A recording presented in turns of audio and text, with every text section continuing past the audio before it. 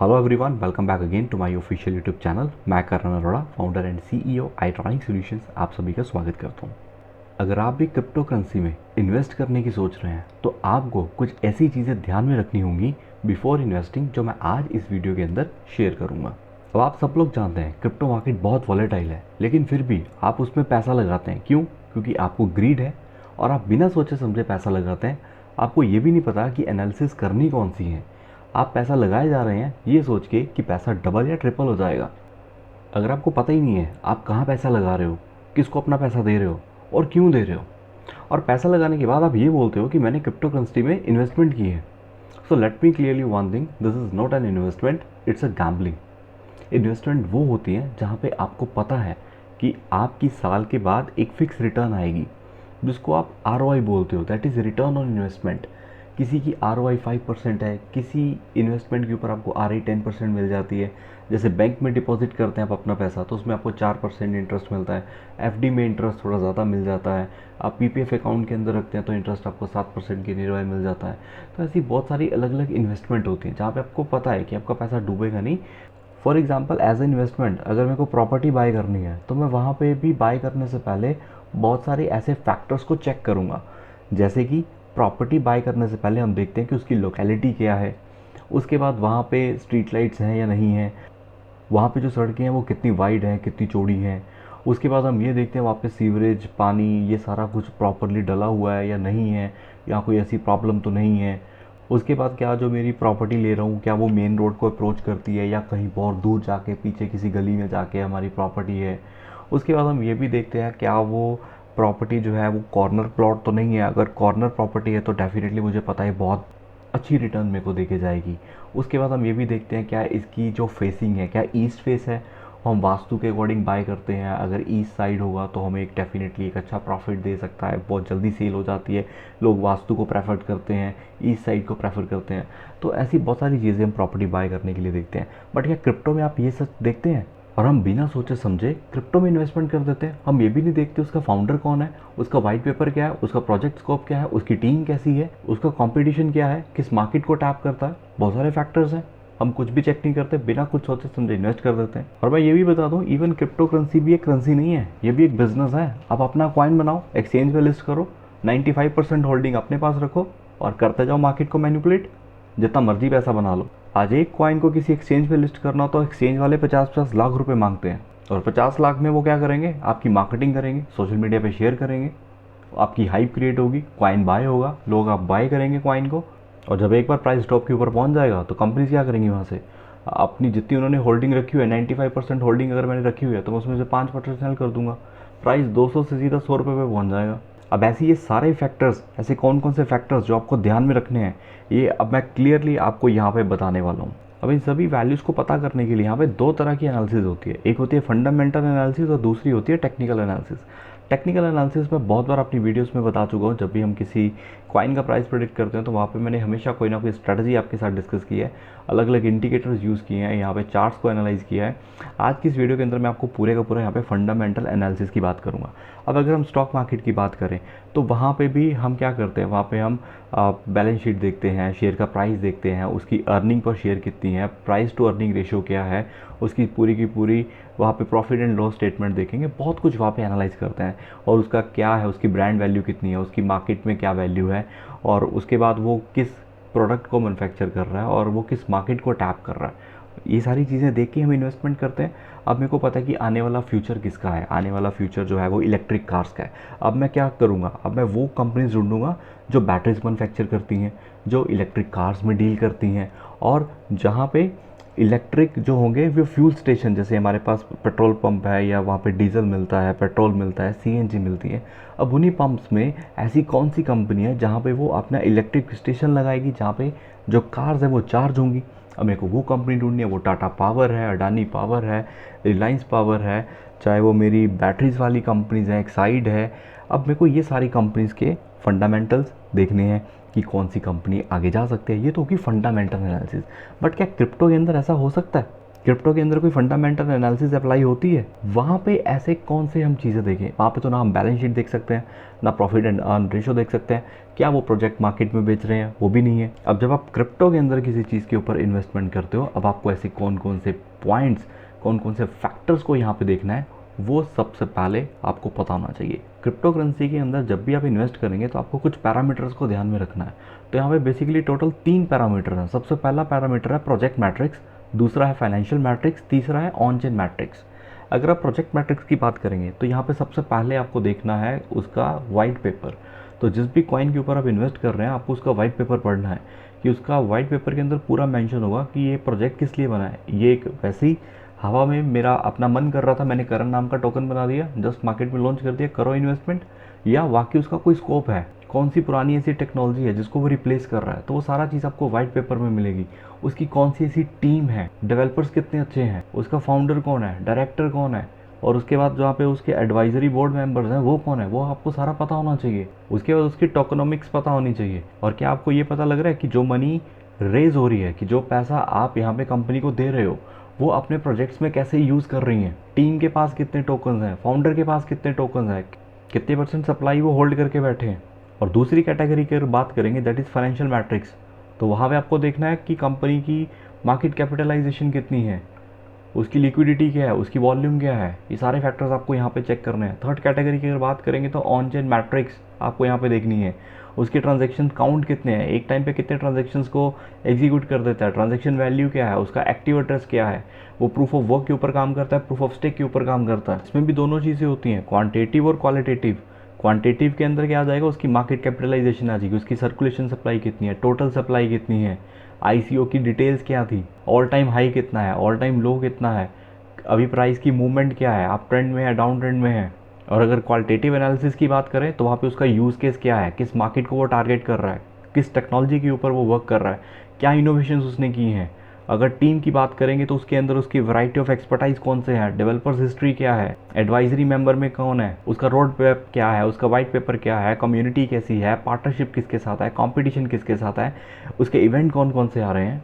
ये सारी चीज़ें आपको पता होना चाहिए जब भी आप किसी कॉइन के अंदर इन्वेस्टमेंट कर रहे हैं। अब स्टॉक के अंदर तो हमें पता होता है कि उसकी इनकम स्टेटमेंट क्या है, बैलेंस शीट क्या है, कैश फ्लो स्टेटमेंट क्या है, उसकी गुडविल क्या है, ब्रांड रिकॉग्नाइजेशन क्या है, कॉम्पिटिटिव उसका क्या है, बिजनेस मॉडल क्या है, मैनेजमेंट कैसी है। अब ऐसी ही चीज़ें आपको क्रिप्टो के अंदर क्या देखनी है, आपको देखना है टारगेट मार्केट क्या है, कॉम्पिटिटर क्या है, टीम कौन सी है, रोड मैप क्या सा है, कब कौन सी चीज़ वो रिलीज़ कर रहे हैं, उसका डेवलपमेंट कैसी हो रही है, पार्टनरशिप किसके साथ है, उसके बाद उसकी कैसे वो आपके टोकन्स को यूटिलाइज़ कर रहे हैं, आप उनको पैसा दे रहे हो, वो पैसा कहाँ पे लगा रहे हैं, किस प्रोजेक्ट पे दिखा रहे हैं, क्या वो आपके रोड मैप पे शो कर रहे हैं, उसका स्टेटस क्या है, एक्टिव यूज़र्स कितने हैं, वाइट पेपर क्या है, कम्युनिटी के रिव्यूज़ क्या हैं, रियल वर्ल्ड यूज केस क्या है, उसकी प्राइस हिस्ट्री, एज, सब कुछ चेक करो, उसकी लिक्विडिटी, उसकी वॉल्यूम, मार्केट कैपिटलाइजेशन, रेगुलेशंस, ये सारी चीज़ें आपको चेक करनी है जब भी आप किसी क्रिप्टो के अंदर इन्वेस्ट कर रहे हैं।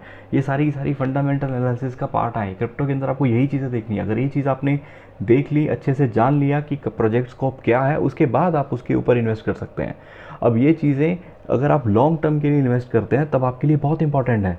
अगर आप शॉर्ट टर्म के लिए इन्वेस्ट कर रहे हैं, अगर कोई ऐसा कॉइन है जो कि फंडामेंटली स्ट्रॉन्ग नहीं भी है, तब भी कोई दिक्कत नहीं। हम टेक्निकल एनालिसिस के थ्रू कुछ ट्रेंड्स को एनालाइज करके, कुछ इंडिकेटर्स को यूज़ करके हम तब भी वहाँ से प्रॉफिट अर्न कर सकते हैं।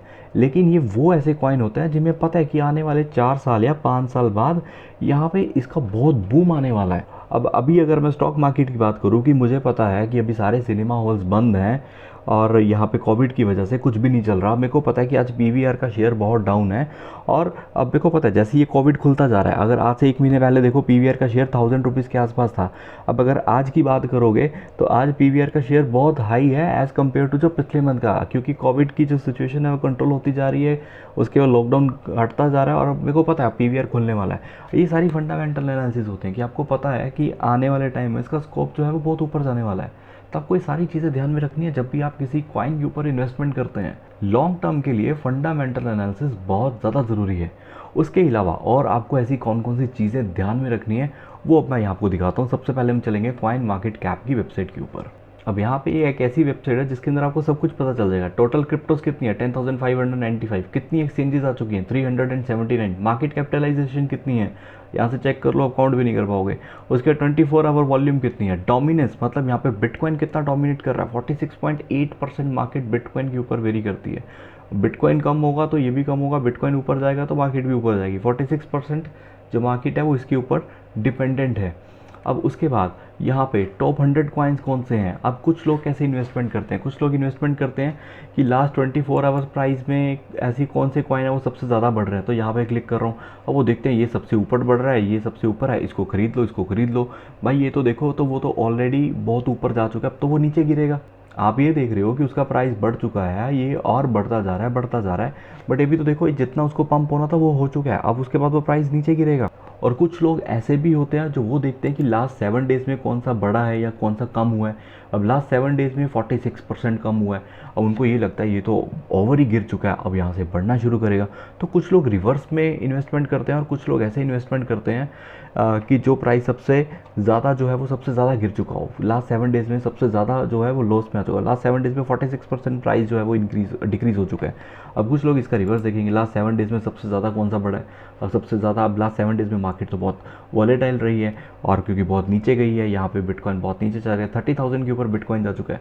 तो यहाँ पे स्टेबल कॉइन जो है वो यहाँ पे इंक्रीज़ में रहे होंगे, जैसे कि USDT है, आपका टेरा USD है, डाई है, ये सारे के सारे क्या है स्टेबल कॉइन है। तो यहाँ पे इतना लॉस में नहीं जाएंगे, 1% या इसके नियर अबाउट। इवन ये जब मार्केट नीचे जाती है तो डेफिनेटली ऊपर की तरफ ही पंप होते हैं।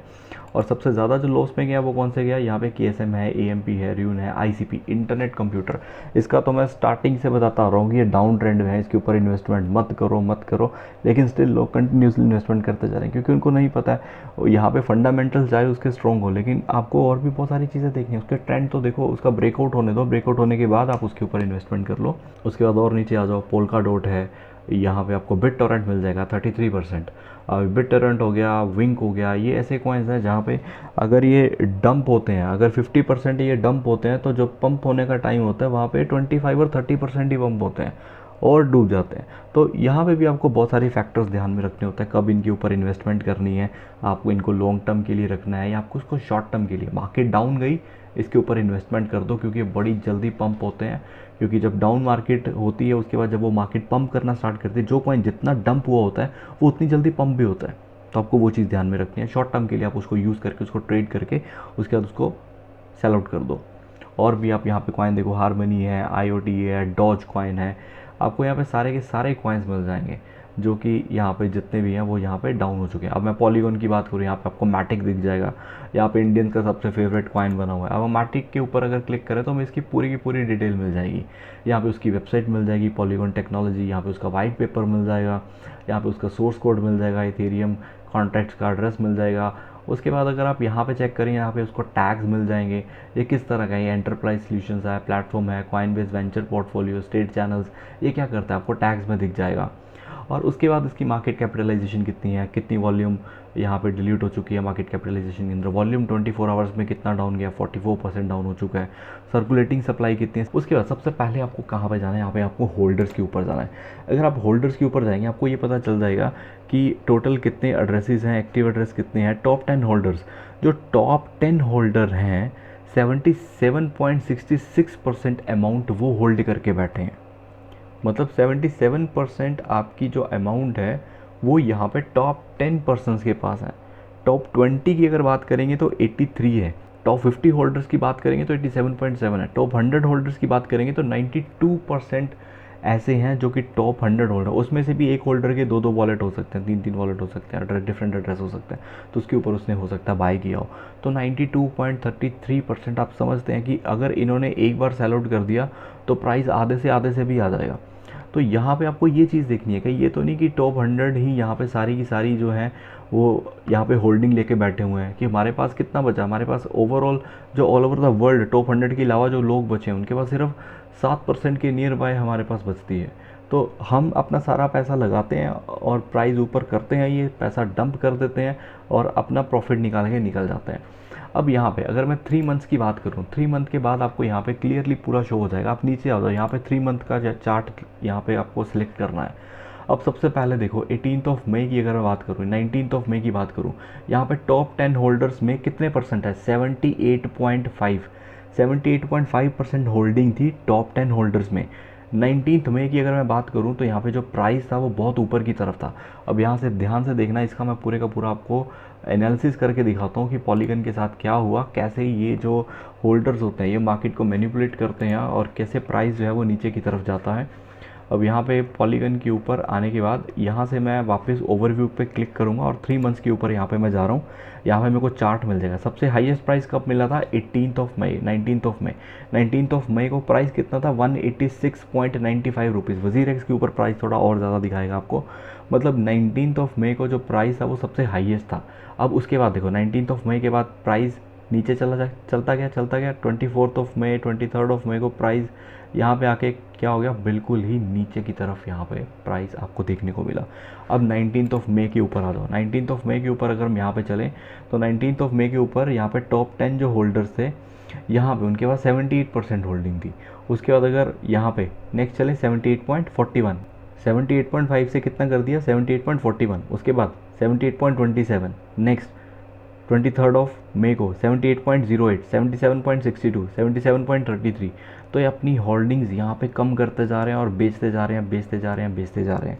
और उस टाइम पे यहाँ से आप चेक भी कर लो ग्राफ, आपको यहाँ पे ब्लू लाइन नीचे से नीचे की तरफ आ रही है। तो यहाँ पे उन्होंने जब पूरे का पूरा क्या कर दिया? डंप कर दिया, अपना सारी होल्डिंग बेच दी, आपका प्राइस नीचे कर दिया। उसके बाद क्या किया उन्होंने? यहाँ पे देखो 76.45, 44, 39। उसके बाद 39 के बाद देखो यहाँ पे इन्होंने क्या कर दिया? फिर से 7 जून के बाद फिर से इन्होंने खरीदना शुरू कर दिया। 41, 76.52, 57, 60, 64, 67, 76, 77, 77.25, 77.54, 77.57, 77.66। क्योंकि अब क्या है, फिर से एक बार डंप कर दी, रिडम्प करने के बाद फिर से अब क्या कर रहे हैं? ये यहाँ से बाय कर रहे हैं। तो इस तरह से ये जो होल्डर्स होते हैं मार्केट को मैनिपुलेट करते हैं। तो आपको ये सारी चीज़ पता होनी चाहिए कि जब आप इन्वेस्ट कर रहे हैं तो आप किसी ऐसे ट्रैप में ना फंस जाएं जहाँ पे लोग आपके जो कॉइन्स हैं उसके प्राइस को वो मैनिपुलेट कर सकें, आप वो होल्डिंग को सेल आउट करें और प्राइस को यहाँ पे डंप करें, और जब प्राइस नीचे चला जाए वो फिर से बाय करें। हम वहाँ पे होल्ड करते रह जाएं कि हमारा प्राइस अब ऊपर आएगा और हम टॉप पोजीशन पे बाय करके बैठ जाते हैं। उसके बाद वो प्राइस कभी ऊपर आता नहीं और हमारा एक बहुत बड़ा जो है वो लॉस हो जाता है। तो ये सारे फैक्टर्स आपको ध्यान में रखने हैं जब भी आप यहाँ पे फंडामेंटल एनालिसिस कर रहे हैं, कॉइन को बाय करने की सोच रहे हैं। तो ये सारी चीज़ें आपको पता होना चाहिए। होप आपको इस वीडियो के अंदर मैंने आपको कुछ वैल्यू दी हो। अगर सच में आपको ये वीडियो अच्छी लगी है तो वीडियो को लाइक कीजिए, चैनल को सब्सक्राइब कीजिए। मिलते हैं नेक्स्ट की और इंटरेस्टेड वीडियोज़ के साथ। Thank you.